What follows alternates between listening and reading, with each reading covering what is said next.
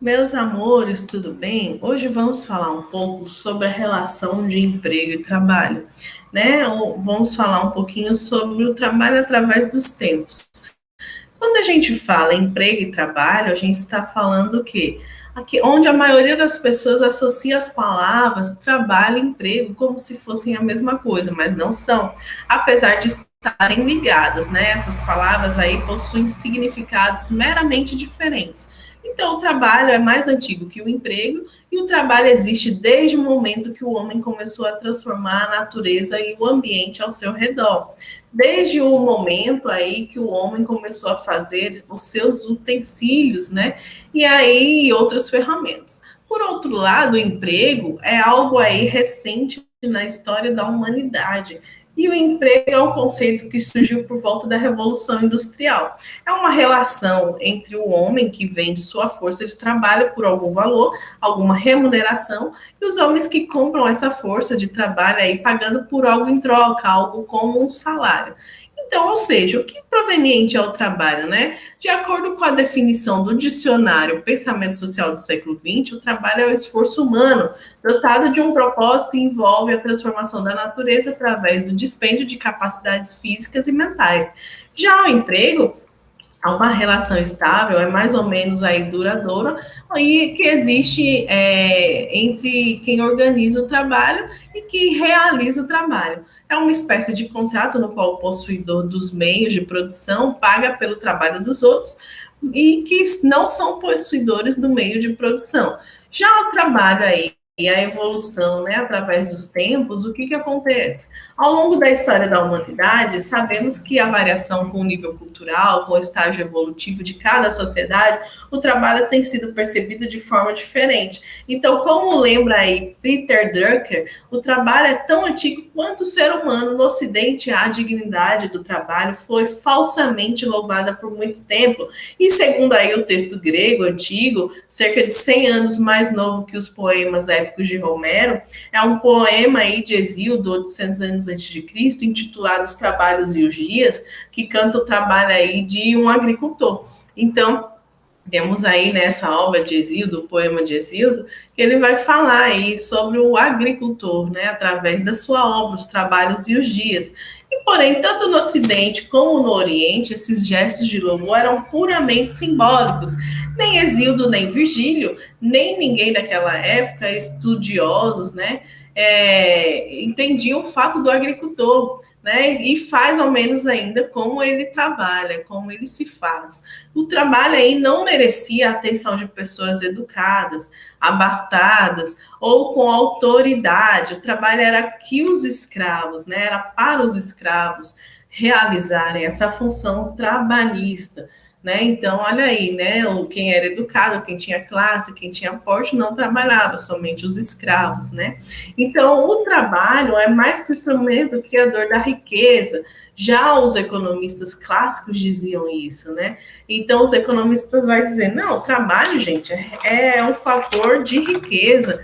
Então, não pode ser considerado como majoritário, como uma coisa ruim, né? Então, além do valor intrínseco, serve também para expressar muito a essência do ser humano, como o Homo Faber. O trabalho está intimamente relacionado à personalidade. Quando dizemos que uma pessoa é um carpinteiro, um médico, um agricultor, um mecânico, estamos definindo a forma a partir, definindo o ser a partir do trabalho que ele exerce.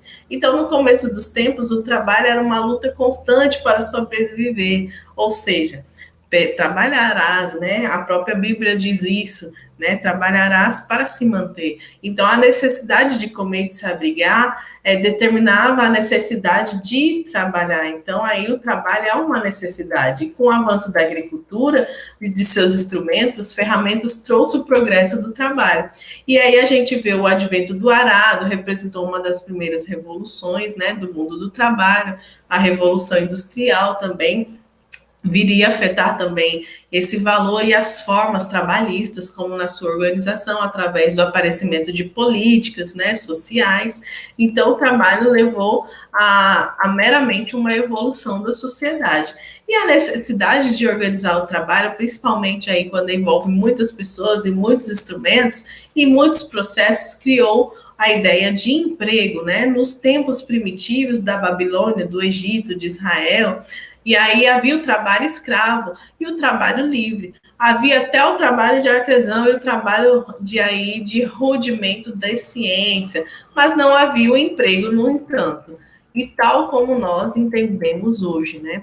E na antiguidade não existia noção de emprego. A relação trabalhista que existia entre as pessoas era somente o escravizador e o escravo. Então, podemos tomar as três civilizações mais influentes da época que influenciaram o nosso Ocidente, como as sociedades escravistas, a egípcia, a grega, a romana. E nessa época, todo o trabalho era feito por escravos. Havia também artesãos, mas esses não tinham padrões definidos, não tinham clientes. Mas na realidade, né, eles tinham clientes que pagavam pelos seus serviços. Os artesãos, eles poderiam ser comparados aos profissionais liberais que a gente tem hoje. E já que trabalhavam por conta própria, seriam seus próprios patrões. E aí, para o artesão, a gente sabe que não existe essa relação empregador-empregado. Portanto, não podemos falar que o artesão tinha emprego, apesar de ter uma profissão. Já na Idade Média, também não havia noção de emprego. A relação trabalhista da época era a relação senhor e servo, né? Então, se a gente for observar na época do senhor feudal, a gente tem essa relação, senhor e servo. A servidão é diferente da escravidão, já que os servos são ligeiramente um pouco mais livres que os escravos. Então, o servo ele podia sair das terras do senhor de terras e ir para onde ele quisesse, desde que não tivesse dívidas a pagar ao senhor feudal, né? E na servidão, os servos, ele não trabalha para receber uma remuneração, mas trabalha para ter direito à moradia nas terras do senhor feudal.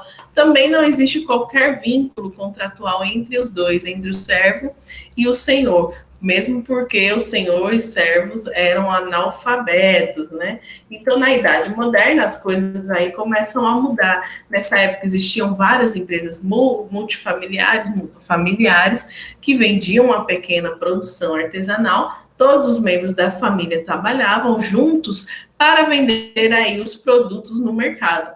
E aí a gente não pode falar ainda na questão do emprego nesse caso. Além das empresas familiares, haviam oficinas com muitos aprendizes que recebiam moradia e alimentação em troca. E aí, ocasionalmente, alguns trocados, né? E por essa época que se começa a esboçar o conceito de emprego.